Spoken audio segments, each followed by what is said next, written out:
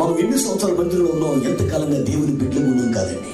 శిలువలో యేసు పలికిన మాటలో సమాప్తమైన అన్నాడు కదా, ఆ మాట ప్రతి క్రైస్తవుల జీవితంలో ఉండాలి.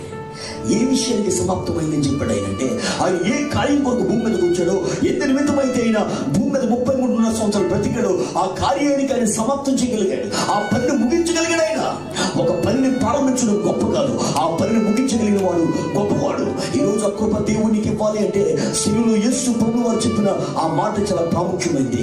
ఆ మాట 6వ మాట సమాప్తం అంటే ఆయన ఏ పని మీద భూమి మీదకి వచ్చి సమాప్తం చేశాడు. నీ జీవితంలో అన్ని పనులు చేయగలుగుతాడేమో, శరీర సంబంధాల కోరికలు నెరవేర్చుకోగలుగుతాడేమో, నీ జీవితంలో ఏ ఆలోచించి ఆ ఆలోచన నెరవేర్చుకోగలుగుతాడేమో. కానీ దేవుని పని నేను దేవుడు ఎందుకు నిర్మించాడు, ఎందుకు పిలుచుకున్నాడు, ఎందుకు సేవలు పెట్టాడు, ఎందుకు పరిచయ ధర్మాన్ని ఇచ్చాడు, ఎందుకు ఆ కుటుంబాన్ని ఇచ్చాడు, ఎందుకు ఆ ఉద్యోగాన్ని ఇచ్చాడు, ఎందుకు దేవుడిని ఏర్పరచుకున్నాడు. ప్రభువా, నా పని సమాప్తమైంది, నువ్వు పిలుచుకున్న పని నెరవేర్చబడి